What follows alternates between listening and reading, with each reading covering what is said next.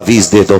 लोग आते रिश्ता करने के लिए लौट जाते हैं, पता नहीं क्या हो जाता। बेटी नेक भी है, खूबसूरत भी है, लेकिन इतना मैं उसकी मांगी हुई गाड़ी नहीं दे सकता। अलबत्ता मेहमानों को इज्जत की 2 रोटी तो मैं भी खिला देता हूँ। खुदा की कसम कमी कहीं नहीं रखी जाती है। हमारे खानदानों के इख्तलाफात, हसद की आग इतनी लगी रहती है। जहाँ किसी की बेटी की रिश्ते की बात आई, करवट वाला पता लगा था कहाँ के लोग आए थे, कहा फला जगह के। क्या हुआ कि 5000 रुपए दे गए अपना के। तो इतनी फिक्र उसको नहीं होती है जिसके घर रिश्ता हो रहा है, जितनी पड़ोसी को होने लगती है। कहता नंबर पता करो, नंबर निकालो। ढूंढ के नंबर निकाल के कहता यार तुम ही आए थे कल लड़की देखने? कहा हाँ आए तो थे। कहा तुम्हें कुछ और पता चला? कहा क्या? कहा बस रहने दो, अगर नहीं पता तो हम क्या बताएं। इतनी सी बस एक तीली दिखाने की जरूरत होती है।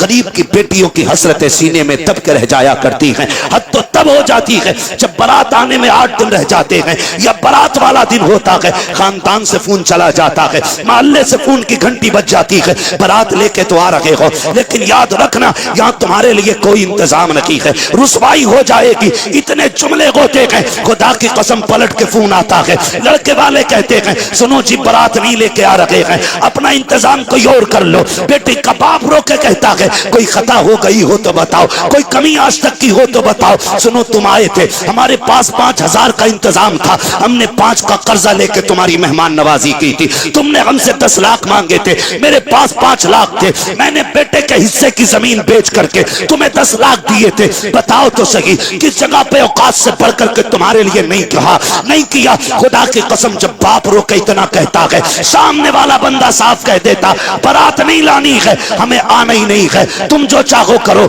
मुझे बताओ तो सही तेरी एक फोन की घंटी ने किसी की जिंदगी में आग लगा दी है, किसी बाप की जिंदगी भर की खुशियों को तबाह कर दिया है। और ये तो बाप का दर्द है, उस बेटी के दर्द को कौन समझेगा जिसके हाथों की मेहंदी लगी की लगी रह गई, जिसके बदन पर सुर्ख जोड़ा चढ़ा था लेकिन निकाह तक ना पहुंच सकी है। कौन समझेगा उस बेटी के दर्द को जिसने अपने जीते जी अपने आप को बेवा महसूस किया हो। और तुम्हें खुदा का वास्ता अगर किसी का दिल दुखाया इस तरह, दुनिया का तावीज तो क्या पीर गले में लटका लेना, कुछ नहीं हो सकता है। अगर सुकून चाहते हो टूटे दिल जोड़ दो, खुदा तुम्हारे रिश्ते अपनी रहमतों से जोड़ डाले। नारे तकबीर, नारे रिसालत, नारे गौसियत, मसलके आला हजरत, जश्न ईद मिलादुन नबी, उलमाए अहले सुन्नत। सुभान। हुजूर बेटियां बचाने आए हैं, बहुत अच्छा पैगाम बचाने आए हैं। वो हमने बेटियों के गले काट दिए। आज उसके आगे बेटी है, कल तेरे आगे भी बेटी होगी, कल तेरे आगे भी बेटी होगी। मैं खुल के यूसुफ भाई कहता हूं, दूसरों की बेटी पे सितम करो और ख्वाब देखो मेरी बेटी रानी बने, हो ही नहीं सकता। उसूल याद रखो, तुम दूसरे की बेटी को इज्जत दो, अल्लाह तुम्हारी बेटी को इज्जत अता फरमाएगा। बेशक ये उसूल है, तुम दूसरे की बेटी को इज्जत दो, अल्लाह तुम्हारी बेटियों को इज्जत अता फरमाएगा। कितना अजीम रिश्ता दिया रब ने। हुजूर आए, खुदा की कसम बेटियों वाली दौलत मिल गई। और मेरे आका तो कभी अपनी शहजादी को देख के खातून जन्नत को फरमाते थे फातिमा उम्मी बाद उम्मी, फातिमा मेरी माँ के बाद मेरी माँ है। यानी आका फरमाते थे मेरी माँ के बाद अगर किसी ने सबसे ज्यादा मुझसे प्यार किया है तो मेरी फातिमा ने प्यार किया है। ये हुजूर फरमाते थे मेरी फातिमा मेरी माँ के बाद मेरी माँ, यानी कि जो ख्याल मेरी माँ ने मेरा रखा था उसके बाद मेरी फातिमा ने मेरा ख्याल रखा। खुदा की कसम माँ के बाद अगर किसी लहजे में माँ का प्यार दिखता है ना तो वो बेटी का लहजा होता है। माँ के बाद अगर किसी को फिक्र होती है ना तो वो बेटी को होती है। गलत नहीं कह रहा हूं, लिख लो मेरे भाई। आज बीवियों के लिए मैं बुराई नहीं कर रहा हूं बीवियों की, इस्लाम ने औरत को भी हक दिया, माँ को भी हक दिया, बहन को उसका हक दिया। इस्लाम से बेहतर तो कोई भी धर्म का दावा करने वाला इंसान को हक इंसानियत का दे ही नहीं सकता, दे ही नहीं सकता। आज बकवास कर रहे हैं इस्लाम ने औरत को हक नहीं दिया। मैंने कहा बेगैरत, तुझे तो एक हक मिला है मगर इस्लाम ने बेटी को 2-2 जगह हक दिला है। बाप के घर भी बेटी का हक है बेशक, और शोहर के घर भी बेटी बेशक। इतनी इज्जत है किसने दी? इस्लाम ने, इस्लाम ने इतनी इज्जत बख्शी। भाई सुने गौर से, बेटी के रिश्ते बड़े अजीम होते। आपसे इतनी गुजारिश है, छोटी सी बात, भले उम्र एक कम कर लेना लेकिन बेटी को उसका हक दे के मरना। बेटी को उसका हक दे के मरना। हम बड़े सितमगर लोग हैं, हम बड़े जालिम हैं। बेटी पैदा होना मुंह उतर जाए, मुंह उतर जाए, क्या हुआ, ये तो पराए घर चली जाएगी। अब्बा कह रहे हैं बात बात में, कब टूट गया ना, सही से काम करे कर, पराए घर जाना है। बर्तन अगर मैला रह गया, मां कहती है सही से बर्तन धोया कर, पराए घर जाना है। कितनी बार उसे अजनबी होने का एहसास दिलाते हो यार, कितनी बार रुलाते हो उसे जिंदगी में। क्या वो ये नसीब लेके नहीं आ सकी कि उसे कोई अपना भी कह सके? बाप के घर उसे पराए घर वाला कहा जाता है। और जब 18 साल बाप की नौकरी करके ससुराल जाती है, वहां कोई कमी हो जाए तो कहती है पराए घर से आई है। क्या दिया तुमने यार, क्या दिया तुमने उसे? एक हवेली का हक न दे सके। हजरत दुआ करना 7वां उम्रा है। बेटी को क्या दिया? का कुछ नहीं जी, आग लगे तेरे सफर में। बेटियों का हक खा के हज करने जा रहा है, अल्लाह मुंह पे मारेगा ऐसी इबादतें। वो कहेगा बंदे का हक अदा नहीं किया, मेरा हक अदा करने आया। लाजिम है आप पे, आप बेटी का हक दे के जाओ। वरना इतना जरूर कर लेना, कम से कम 16 कमरों वाली हवेली में एक छोटा सा कमरा बेटी के नाम कर जाना। सोच रहे हैं ना मैं क्या कह रहा हूं? 20 कमरे की हवेली में एक छोटा सा कमरा बेटी को दे जाना, ताकि कल तेरे इंतकाल के बाद अगर वो आए तो अपना हक समझ के हवेली में पैर रख सके, भाई और भाभी की इजाजत की मोहताज ना हो। खुदा की कसम बेटियां तब नहीं टूटी जब बाप का आंगन छोड़ के प्रदेश गई हैं। बेटियां तब टूट जाती हैं जब उन्हें मैके आने के ताने मिला करते। कहां के इंसान है हम? कितनी इंसानियत हमारे बीच में?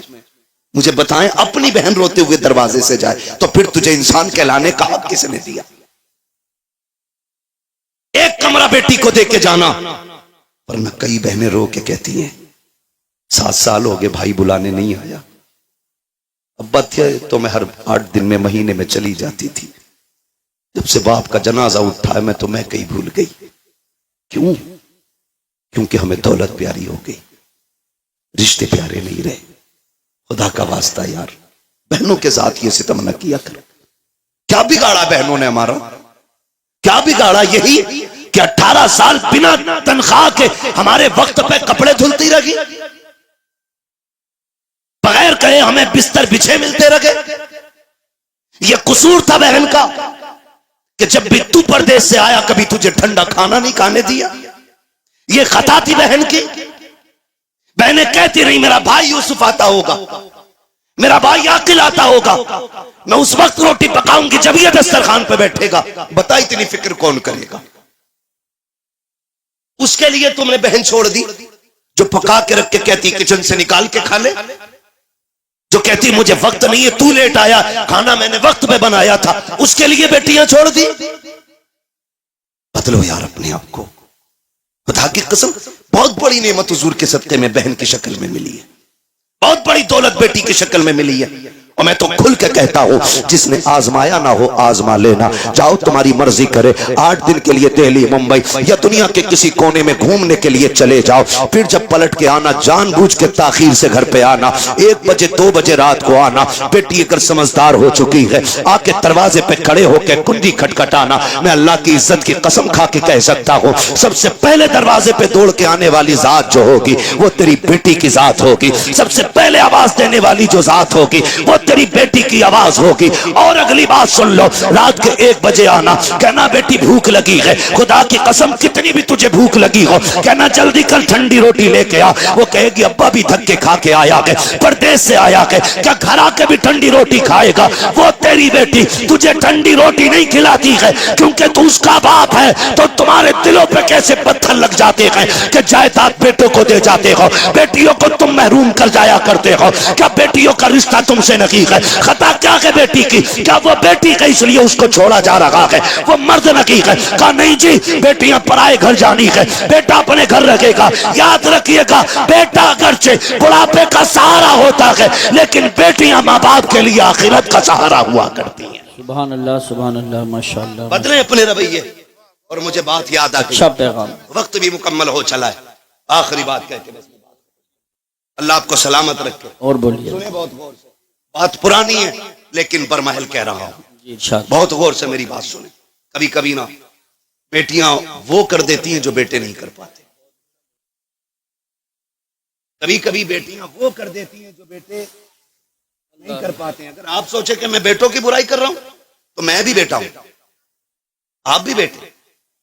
मैं रवैये बता रहा हूं, जी जी जी, रवैये बता रहा हूं, वरना बेटा तो अब्दुल कादिर जिलानी जैसा हो तो लाके दिखाओ। सुभान अल्लाह।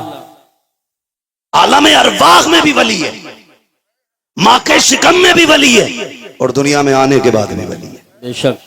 जिसके तीनों दौर विलायत के, मगर प्रदेश जाते जाते माँ ने हाथ फैला दिया। अब्दुल कादिर जी अम्मी हाथ ला रख दिया। क्या बात है, एक वादा करके जाओ, कभी झूठ नहीं बोलना, झूठ नहीं बोलना। बात देखने में छोटी है लेकिन गहराई में जाओ तो बहुत बड़ी बात थी। हाथ पे हाथ रख दिया। मां जानती थी आगे डांकू मिलने वाले, ये भी जानती थी कि अब्दुल कादिर के पास उन्हें सोना नहीं मिलेगा। मां ने कहा झूठ नहीं बोलना। अम्मा ठीक है, झूठ नहीं बोलूंगा, ये कह के चले। मां ने सीने से लगाया, रोते हुए रुखसत किया। बेटे को दर्द होता है जब बेटा मां से जुदा होता है ना, बेटे को दर्द हो ना हो लेकिन मां का कलेजा आंखों में आ जाता है। अगर कहूं तो उस वक्त में जब बेटे माओ से दूर होते हैं ना तो मां का दिल आंखों में धड़कता है। वो आंखों से नहीं दिल से बेटे को देखती है। घर से निकल गए, डाकुओं ने रोका, सबको पता है, सबको लूटा। बात बगदाद वाले की आई।